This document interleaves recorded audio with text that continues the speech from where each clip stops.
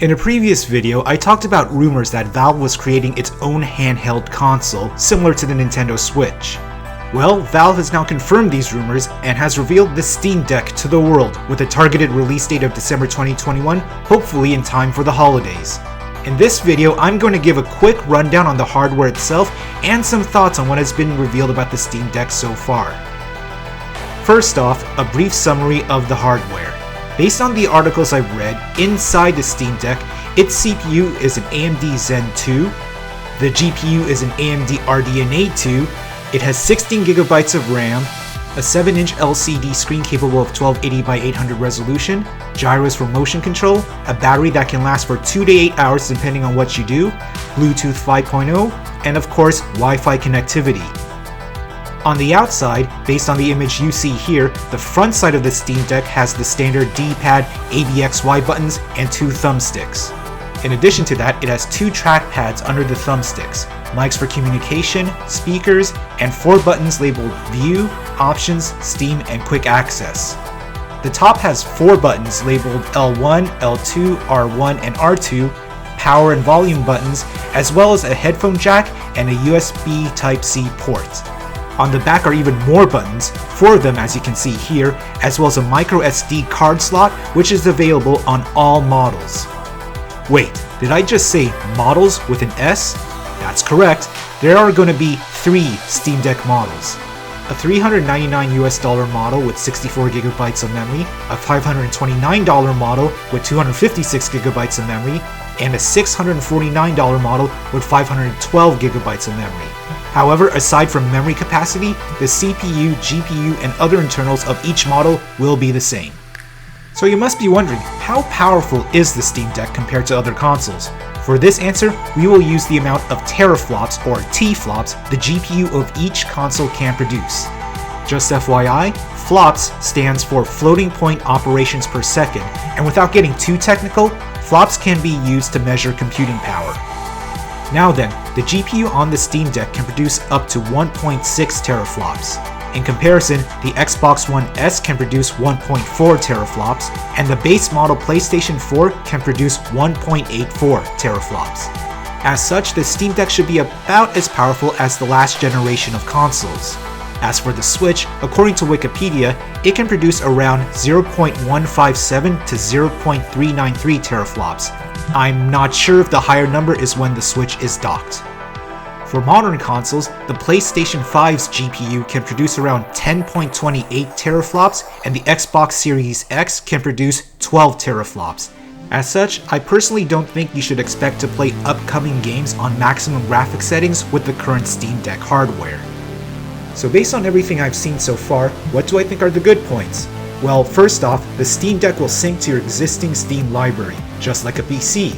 As such, and correct me if I'm wrong, but you should theoretically be able to play all PC games that you already own. In my prior video, I said that Valve should allow players to use their existing peripherals, like a gamepad, keyboard, or mouse if they already have one. If these peripherals support Bluetooth, you can do that. As for wired peripherals, you can use the USB Type-C port, but you'll have to wait for Steam's own dock or use a third-party hub in order to connect more wired peripherals. More on the dock later. As noted before, the Steam Deck has a lot of buttons, which can give you more control options. The trackpad can be great for shooters, as aiming with them can potentially be more precise than using thumbsticks. The Steam Deck also supports remote play, which will allow you to stream games from your PC directly to the deck, although I would have liked the option to stream from a cloud system like Xbox Game Pass if I don't want to keep my PC on all the time. Lastly, the Steam Deck is an open-ended platform, meaning that you can install other programs onto it, such as Windows if you prefer. On the downside, the $399 model with 64GB of memory is just not enough for modern games. On this picture, you can see games like Control, Jedi Fallen Order, and Doom Eternal on the screen. Well, per the Steam store page of each of these games, Control requires 42GB of space, Fallen Order requires 55GB of space, and Doom Eternal requires 80GB of space, which, last I checked, is greater than 64GB. As such, if you wanted to have more than 1 or 2 modern games on this model, you would have to buy a microSD card. And yes, while these cards aren't that expensive, that is still more money coming out of your pocket that adds to the cost of ownership. It should also be noted that the two more expensive models use the really fast NVMe solid-state drive for internal storage, which can greatly cut down on load times. As such, if I do get the Steam Deck, it would probably be at least the $529 model. I previously said that there should be a dock bundled with the system with extra connection ports just like the Nintendo Switch. An official dock is coming from Valve, but it will be sold separately and the price and release date are not known at this time. Valve has said that you can use your own powered USB-C hub, but if you don't already have one, then that again will add to the cost of ownership if you want one. Lastly, and I must emphasize that what I say is for me personally, but I'm not sure if the Steam Deck is for a gamer like me. Yes, it's cool that you can play PC games on a portable device, but when I play PC games, I prefer doing so at native 4K resolution with maximum graphics settings on a large monitor or TV.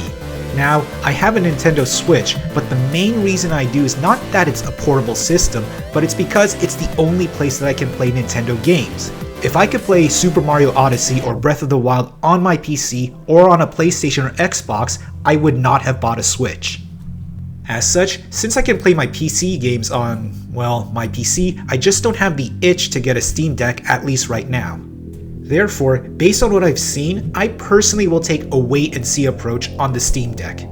It definitely does seem like an interesting handheld device, but I want to see what other gamers think of it first, and also see if the price on the higher-end models will drop in the future. All that being said, I do wish Valve success with the Steam Deck. I think it's good if the gaming market is shaken up now and then, and if the Steam Deck is the one doing the shaking, then that's fine by me. And that's the end of my video. So what do you think about the Steam Deck? Do you plan on getting one? Is there something that I missed or got wrong? Let me know in the comments below. As always, don't forget to like, share, and subscribe, and be sure to check out my other social media accounts in the description below. Until next time, this is Jason from Force Hammer Gaming, signing off.